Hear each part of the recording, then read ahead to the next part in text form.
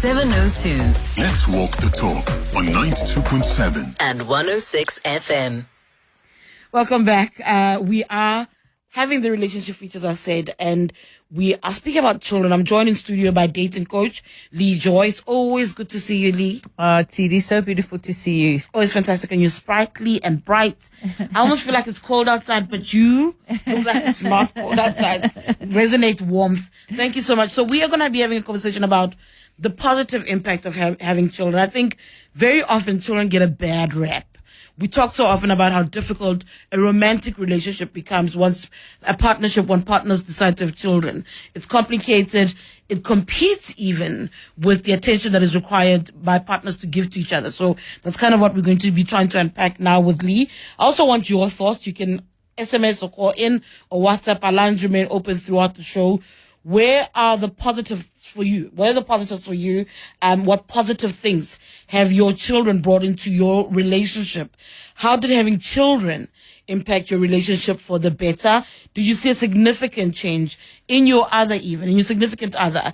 Are they behaving differently because you've had children, you've added children to the mix? You can call on 011-883-0702, 072-702-1702. You can also put questions to Leigh Joy about navigating relationships and children and trying to bring out the best and the positives of adding children into the mix if you're thinking about having children. I want to speak about the reputation of it all firstly. They do have a bad rep. A lot of people are reluctant and are quite fearful to broach that subject of trying to fall pregnant and have children because they worry about how it changes the dynamic of a relationship. Absolutely. And I did an interview a few months back about the negative impacts of having young children. But I thought there must be something, there is. I mean, I know I've raised 2 stepchildren, or 3, and 2 children of my own. And I've seen how, yes, on one hand, they negatively impacted our relationship, but also how they massively impacted my life positively. And if I think of babies, when I first had my child, both my children, and I speak for me, I'm not speaking for other people, but I had postnatal depression. And and if I'm truthful with myself, I think that the biggest thing that was so difficult for me is that I had to put somebody else's needs ahead of me all the time. And I found that really hard because I didn't know how to put my needs. I didn't know how to make my needs important, and I think that's what my babies taught me. Is that yes, I have to, because we have to help them survive, right? But then when they became toddlers, I had to learn very quickly to balance that, and through self-care and therapy, learn how to also honor my own needs. I often find that when it comes to children being part of the mix, people actually view it from the perspective of the individual. You're speaking now about your experience, what it was like for you. But from a partnership scale, from the eyes, the perspective of 2 people who are trying to make things work and then having to learn and unlearn their own ways. What should we be thinking about that will help navigate, at least quell the fear that many couples have when they think about children? I think that my second husband is English, so European, and his upbringing was very different from my first husband, who was South African, Afrikaner. And again, no judgment, but just the culture difference. The Afrikaner, my first husband was very much, the woman is the head of the family, and I was responsible for taking care of the kids. Whereas my second husband was, yes, I'm the head of the home, but it's our responsibility to raise the children. So it was much easier working in a team with my second husband than it was kind of running things on my own in my first marriage. So I think that the first thing to really have the deep conversation to have before you have children is, how are we going to split the roles? Who's going to sleep? I mean, most people work, both people work. So if some men and in some cultures sit, well, she's, the woman is the head of the family and she has to take care of the kids, it's a very unfair burden. And it actually creates a massive rift within the marriage if the primary role of hers is to take care of the children, is going to place a huge burden on the relationship, because the men often then get, Tshidi, they get frustrated and they feel left out and they feel like they're not loved. And where must she find the space and the time to be able to spend time with you if she's taking full responsibility for the practical side of taking care of a young child? What other conversations should couples be having? I think that's actually an important first point, is what other conversations should they be having if they're considering having a child? So the three powerhouses of any relationship is money, sex, and family. So if we let's start at the top with, and then religion. I think fourth would be the fourth one would definitely be religion, or faith, should I say? So if we look at faith, but that kind of conversation, I guess people would no. So they'd have the conversation when they've met and dating about Even each other. in the relationship with each other, you'd have the conversation about faith. Yeah. Yeah. But when you're going to have a kid, so if one's Anglican, the other one's Presbyterian, or one's Roman Catholic and the other one's Baptist, or one is Hindu and the other is Buddhist. So it's an very important conversation to have, because it really comes down to values. What kind of values are we going to instill in our family? Money, who's going to be taking care of what? I know in some cultures, the man is responsible for all the expenses within the home, children, everything, and then the wife's money, she can do with what she wants. In other situations, it's split. It works out. If she earns more, then 60%, whatever. They work it out, like how what each person earns, and then a percentage of the expenses get paid by both. Or some people just split it down the middle.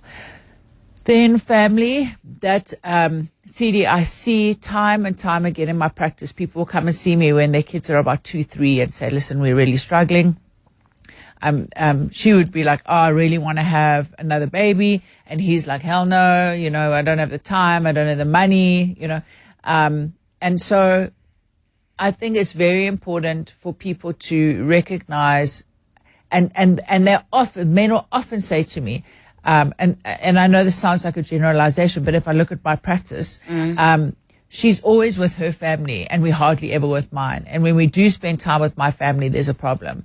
So family, the dynamic of family has a very huge impact in a young family. And I think also women tend to stick close to their families even though they get married, whereas men kind of follow the biblical thing of you separate from your family and you start your own. And you can understand a man wants to be the head of his family, and if she's always going to her dad and her mom for advice and support, then he feels null and void. So families are very, very important. And obviously then the one person doesn't get along with the mother-in-law or the father-in-law, and it puts that kind of pressure on the relationship. And so the conversation to be had is, how are we going to respect each other's families? What kind of involvement are we going to embrace from our families? And what kind of boundaries are we going to set with them? What conversations should they be having about each other? You spoke about sex being one of the factors as well that needs to be considered. I imagine there's a conversation about how to positively ensure that your sex life is not impacted, your intimacy, your connection, you don't lose, even the friendship. Because I think a healthy relationship also has a friendship between the couple. How do you then, the rules of engagement around what we ought to do around babies when we want to keep this flame alive as well? Yeah, I mean, there's so many things that impact intimacy, right? Within sexual intimacy within a relationship with young children and even older children. Yes, sexuality is absolutely an important part. I was also watching Tshidi. Who was I watching the other day? Somebody, Esther Perel, one of them. And they were saying that, after a time of being married, people often I know I was talking to that divorce lawyer, I forget his name. He's hysterical. I hope his name comes to me so I can. Yes, me too. So we can listen to him. And he was just saying that it becomes a bit boring, sex becomes a bit boring and it's the same. And how does one approach that conversation? And he had such a funny way, because people can feel a bit what's the word? Confronted or affronted by, like, hey babe, I'm feeling a bit bored in the bedroom, like, Yes. can we please switch it up, like, even that can be quite, like, It can be hard to take, from a partner. Yeah. So he was saying what you must do is you must wake up one morning and go, babe, I had such a raunchy dream about you last night, I actually just can't even talk about it. And what per part is going to go, what did you dream? You got to tell me. Go, no, it's too much. I'm actually, like, I'm a little bit embarrassed. I don't know if I can tell you. And the other part is like, come on, no, it's safe. You can tell me, maybe it's something we can try, Anyway, he or she explains, what happens. And this divorce attorney goes, well, if the other person goes, ooh, no, that's like a bit hectic. And then you can just go, yeah, I know, right? Like, oof, no, Then you can't move do on. that. You save yourself from the embarrassment. But that speaks to keeping the friendship alive, right? That means that the roles in parenting, if you guys go down that path, have to be at a point where you can even make a joke like that or test the waters in that kind of way. So what are the tools around communication that couples need to think about in navigating the space? Because often, and I think you've touched on already, the frustration becomes about how too much of the responsibilities is maybe on one partner, and there's no equal sharing of responsibilities, and then the frustrations trickle into the next aspect of the relationship. Absolutely. There's a beautiful interview that I did a few months back about the sandwich approach with regards to communication, and it's 3 parts. So the first part is, love, I really love it with the way you do this. If we're going to talk about intimacy, right? So I really love the way you play with my hair, or you just come past me and squeeze my shoulder. You name a couple of things that you really love about your partner with regards to that issue. Then the hamburger part, the meaty part is, but what I'm really struggling with is this. So what I'm really struggling with is I'm having to initiate the whole time. And then the third part is, I wonder how we can collaborate so that can change, so that you are initiating and I'm initiating. So it's, what do you love? What's the problem? How do we collaborate? You can use that sandwich approach with any kind of topic within a relationship, and it'll land really well. The one thing to take into consideration, I watched another video the other night, was brilliant, where food, and I had this experience last night. I was so hangry. And my partner was like, what is wrong with you? And I'm like, I need to eat like now. And he was like, geez, but we got guests for dinner. I'm like, I don't care. I have to eat now. And so this video that I'd watched, they said, listen, please make sure that you've eaten before you have these deep conversations, because our emotional intolerance is much higher when you haven't eaten. That's true. The issue of purpose that comes with children, because I did say to you in the beginning, and I know you know this better than I do, that sometimes people embark on this journey to save a relationship. But the issue of renewed purpose that a baby and children bring, can you talk me through those stages? And I wonder, Leigh, if there's a difference between, you spoke about having your own children, you spoke about stepchildren. Can we measure it differently? What it's like being in a relationship where there's something positive to extract from stepchildren, even in purpose, versus deciding to naturally birth a child as far as purpose is concerned. I don't know if there is we can compare them, if it does matter even. I'm just curious. Yeah, absolutely. I'm so glad that you brought this up, because I was really praying that I was going to get this opportunity to say this on air. I would not be the parent that I am today if it wasn't for my stepchildren. I had stepchildren before I gave birth to my own biological child. And I'm so sorry. Melita and Enrico, I pray that you can forgive me for the mistakes that I made. But thank you for helping me become the mum that I am today. And I am not a perfect mum, but I'm definitely a better mum than I was 20 years ago. Stepchildren help me to navigate because when I was growing up, I unfortunately had a very difficult upbringing. My adoptive parents didn't have the tools to help me feel wanted, loved, and seen. And so I always one day when I have children, I'm going to do it better, And then suddenly I became a parent, and in some ways I did do better. So if we talk about purpose, most families are where they want to create a family where they rectify the mistakes of their childhood.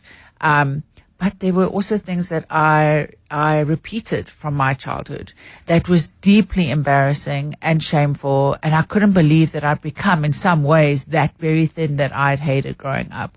So for me, purpose, if you talk about purpose, the amazing, beautiful experience my first husband gave me was deep compassion and empathy around the mistakes that I made as a parent with his children, our children, but his biological children, in that he could help me recognize that I was just repeating stuff that had happened to me.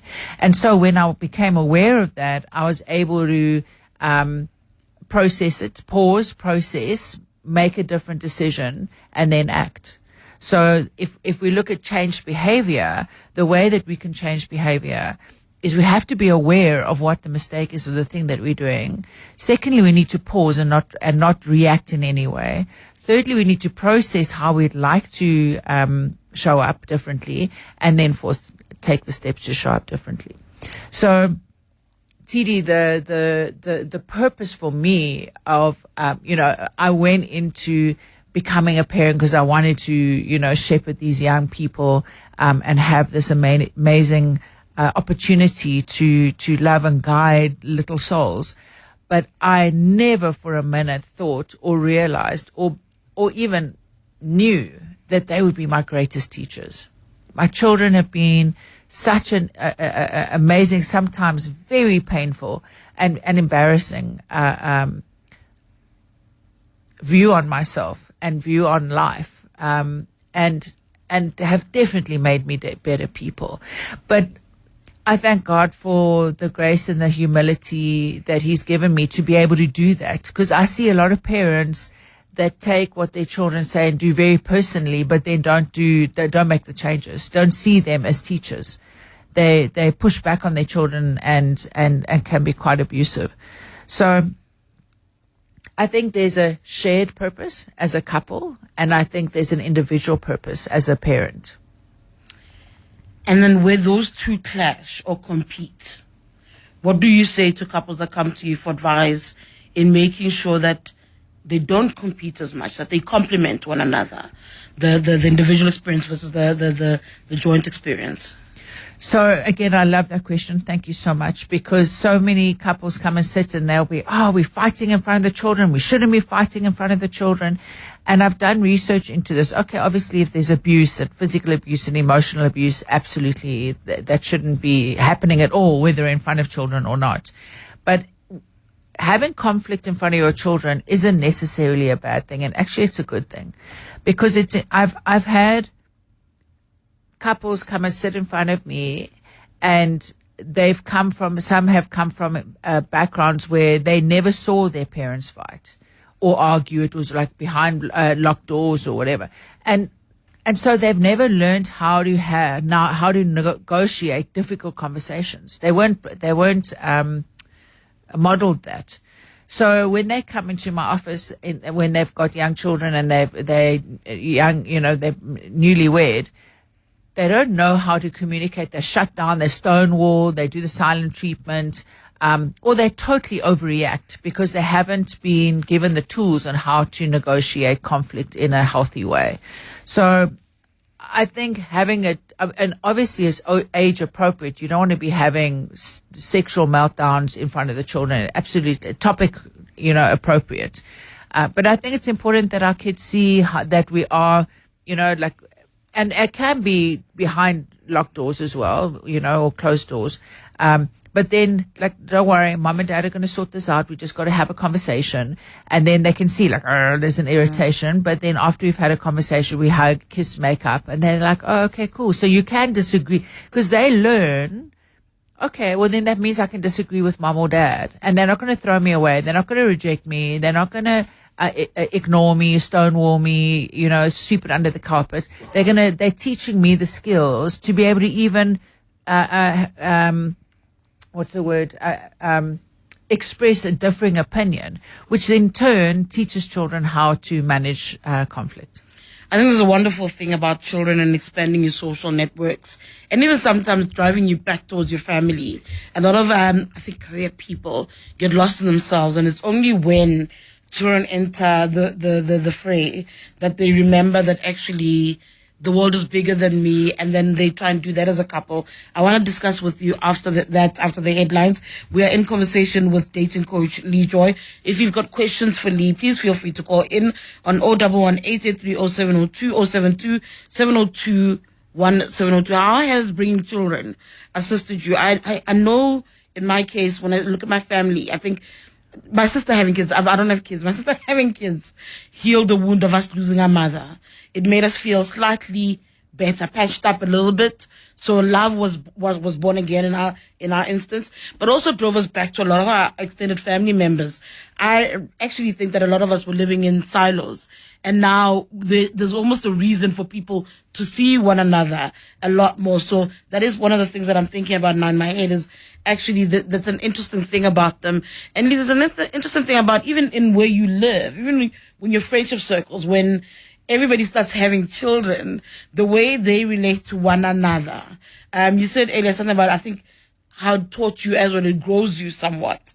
I also do want to look at that. There are WhatsApps coming in here where people want your views on the blended family effect on relationships. So I'll give an opportunity to speak to that for you as well. I do recognize that it is something that people want to hear on a little bit as well. But for now, though, I do want to go to your EWN News headlines. I think, if I'm correct, we've got Mongezi Koko in studio. Let's walk the talk. 702.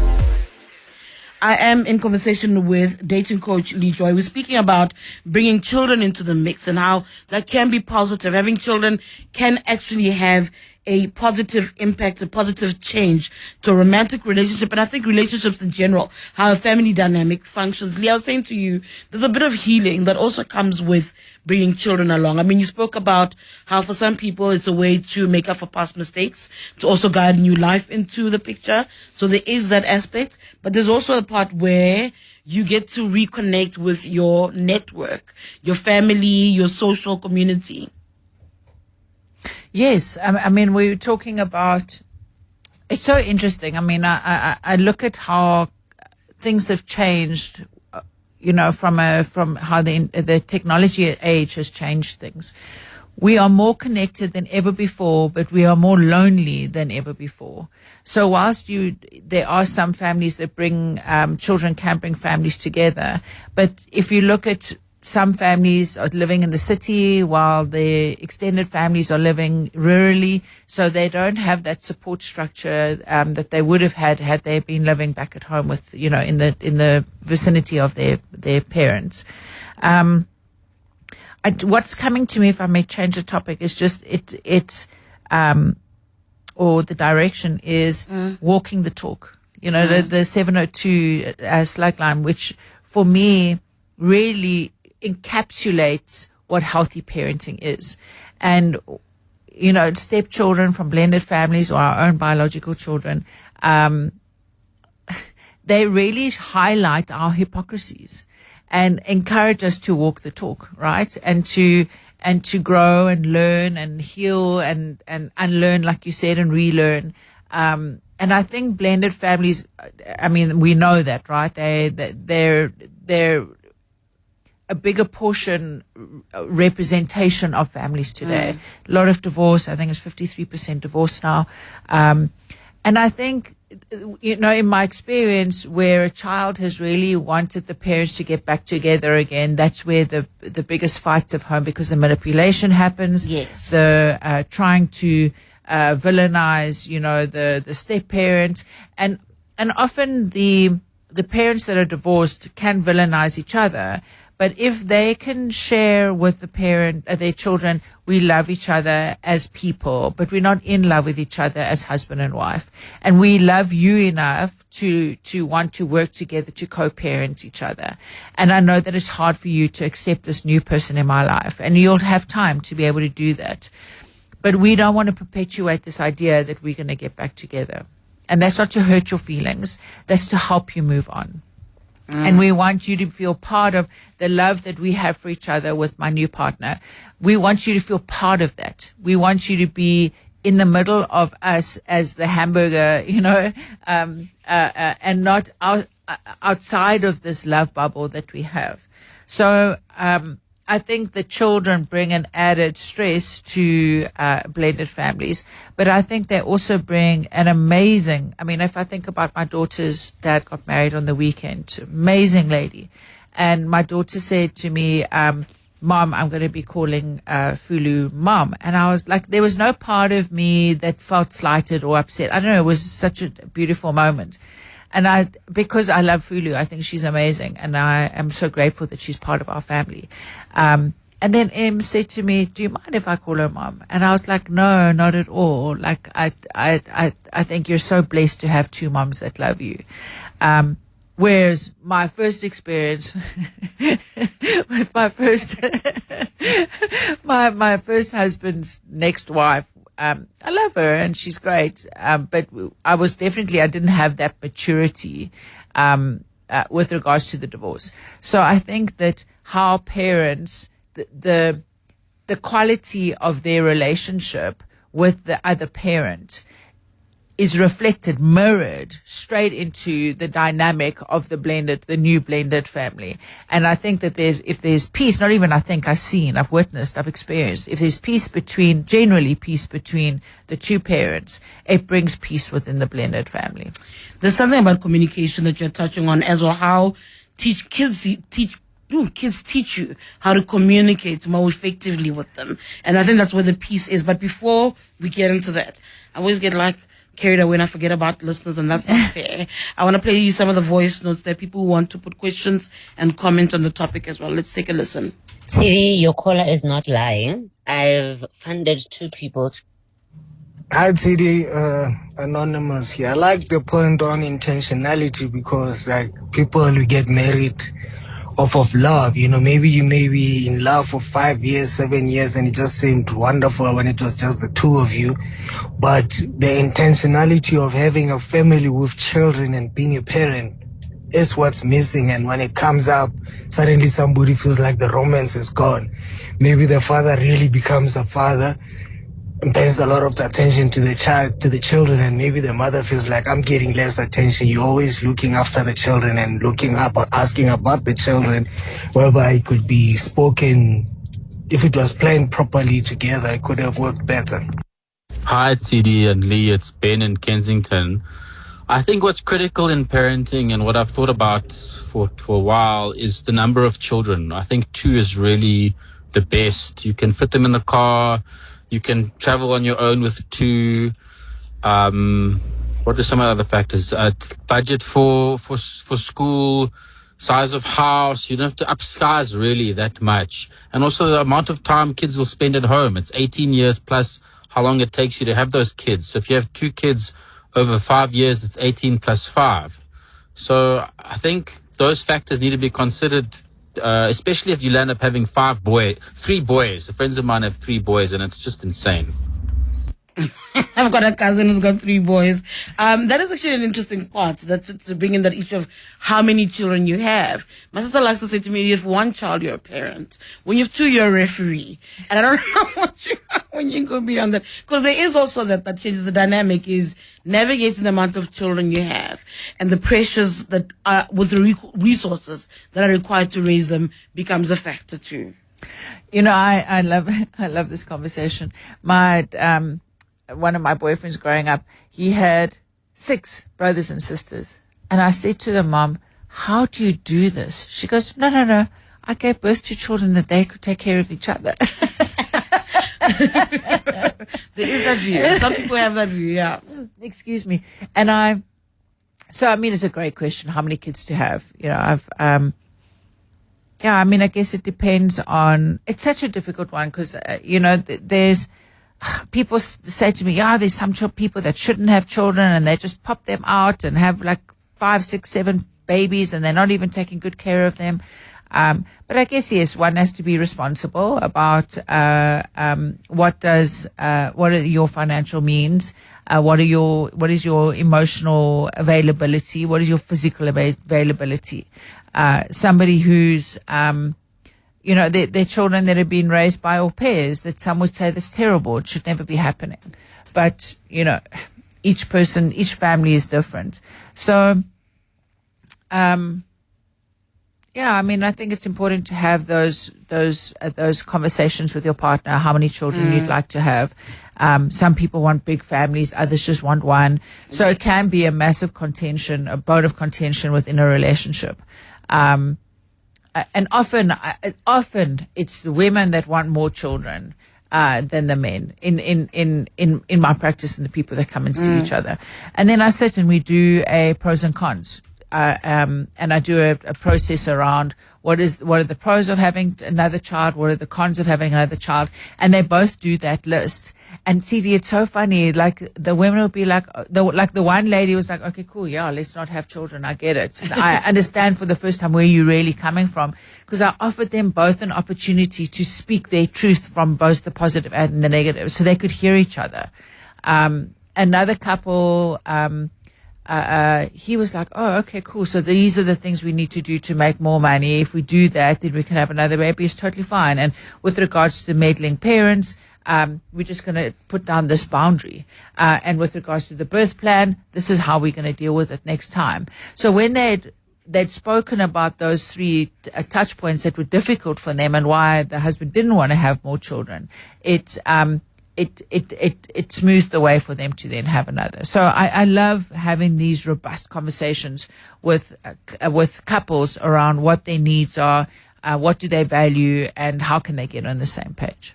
I'm interested in a lot of the pros that come up from the couples that you engage with, that you deal with. But I want to take a quick break before we speak about that. So let's take a very short For more about 702, go to primemediaplus.com. 11:49, you're listening to Tshidi Madia, standing in for Clement Manyathela. It's the relationship focus. We are speaking about bringing children into your relationship and how that can be really good for you. We're in conversation with dating coach Leigh Joy. Leigh, just before the ad break, and the ad breaks just throw me off a little bit, and I'm trying to remember where we were with our conversation, but we were speaking about the number of children that are being brought into a relationship and what that means. There's an issue that keeps popping up for me, before I go back to your pros and cons list, is an issue around the culture that you started off with, actually. How do we help couples do what they're not naturally inclined to do? So if the culture is men disengage, it's a woman's job, how do you help the men who come to you to conscientize themselves to actually a child is a relationship of 2 people, that you both need to engage, and that there's greater joy in navigating this with your partner, in sharing the roles as well, that even the tears, that it's okay to hug the child and to be there for those teary moments, that even you grow from engaging a child from that level? Yes, I think that when we tag team, right, then it just, some burden sounds like such a strong word, but it's a lot of work to have a young child, and the work just becomes more intense as they get older. Even though when they're teens, they kind of separate from parents, and then we've got to do our own work, internal work, of the triggers and the buttons that they push in us. One of the questions you asked me was around how do children teach us to be better communicators? Yes. And I love that question, because children don't have filters. They see things and they're like, no. And I remember when I was growing up, my parents called me cheeky, but I wasn't cheeky. I was aware, and I could see things, and I just wanted to understand what was happening. So I think I love that when people go, there isn't a manual to raising children. I'm like, don't be silly. There are many manuals to raising children. There are many articles, many podcasts, many videos, and many books today on how to raise a child. get educated, go for therapy, get the tools to be able to raise healthy, loving children, and allow your children to share respectfully what's going on for them, so that we can learn about ourselves, because often we have blind spots. We don't realize that we're behaving in ways that are maladaptive or that are hurtful, and our children can teach us how to heal those things. My parting shot. Should couples be going the extra mile to convince one another of what the benefits can be? I want you to revisit very briefly, then the pros and cons that you're talking about. The pros quickly. What comes up the most, and what must couples hold on to? I think the beautiful ability to heal our own stuff and to build a bond with a parent or a partner that is different than if you don't have children. All right, thank you so much. I'm going to pause it right there for a little while, because I do know that I've got a winner with me. So I want to speak